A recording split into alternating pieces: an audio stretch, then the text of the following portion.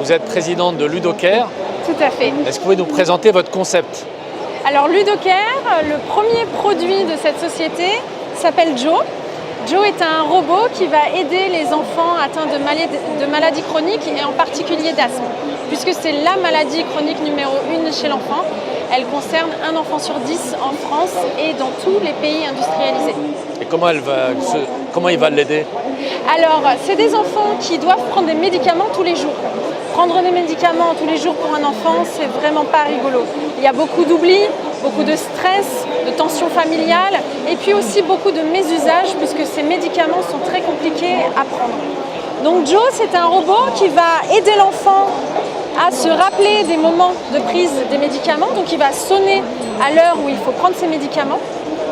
Il va guider l'enfant dans les gestes à faire avec ses médicaments et notamment avec ses aérosols en lui réexpliquant la posologie, en lui réexpliquant les gestes à faire. Et il va motiver l'enfant puisque si l'enfant est assidu, il va débloquer des récompenses. Donc Joe va lui raconter des histoires, lui chanter des chansons, lui poser des énigmes, lui raconter des faits scientifiques pour que finalement ce moment de prise des médicaments qui était vraiment rébarbatif, bascule dans un moment familial et ludique. Et enfin, le dernier rôle de Joe, c'est de rassurer les parents en leur envoyant des notifications. C'est particulièrement utile quand on confie son enfant à papy-mamie. On a envie de savoir si papy-mamie n'ont pas oublié de donner le médicament. Est-ce qu'ils ont pensé à toutes les indications qu'il faut bien donner à l'enfant?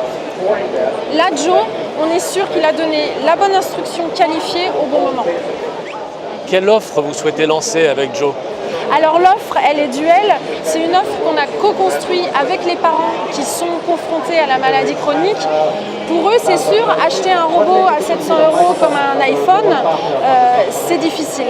Par contre, acheter un robot comme Joe à 250 € et avoir un service qui lui est attaché, ça a beaucoup plus de sens. Alors quel est ce service? Déjà, c'est les contenus médicaux validés qui sont mis à jour régulièrement avec le ministère de la Santé, avec la base de médicaments qui est sans cesse renouvelée et tous les conseils liés à ces médicaments. Et puis la deuxième chose d'importance, c'est que nous, on ne veut pas que l'enfant utilise Joe pendant 3 semaines et après on le met dans un tiroir. Il faut que les récompenses attachées à Joe, ils évoluent avec l'enfant. Et il y a toute cette intelligence artificielle qui est rattachée à Joe et qui va permettre de pousser la bonne récompense au bon enfant. On a des enfants par exemple qui sont passionnés de tables de multiplication. Donc ils veulent que Joe pose des problèmes de mathématiques. D'autres enfants vont être passionnés par les histoires et les princesses. Donc il faut vraiment comprendre ces enfants et pousser les bons contenus.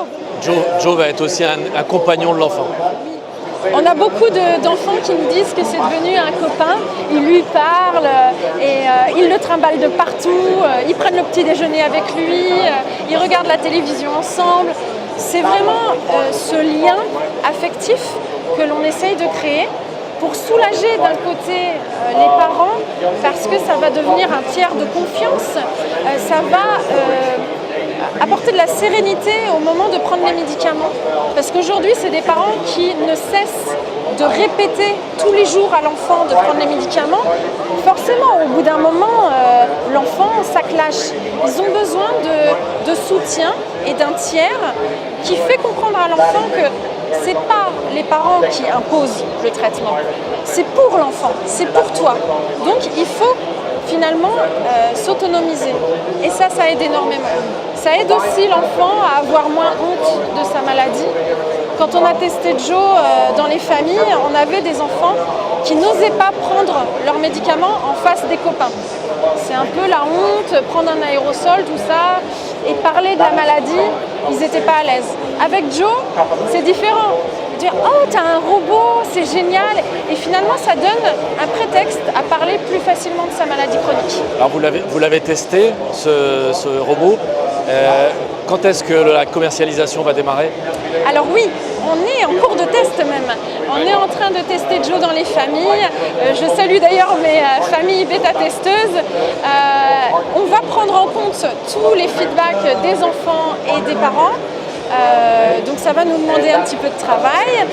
Ensuite l'industrialisation qui commencera en fin de cette année.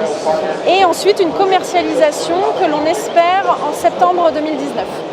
Via quel réseau? C'est calé déjà ou pas encore? Alors oui, on a plusieurs réseaux qui vont nous aider à cette commercialisation. Déjà, on va le commercialiser via notre site internet, ça c'est le plus évident, avec notre communauté qui nous attend déjà. Et puis le réseau des praticiens, les pneumologues et pédiatres qui attendent aussi des solutions, puisqu'ils prescrivent des médicaments qui ne sont pas pris. C'est quand même un comble.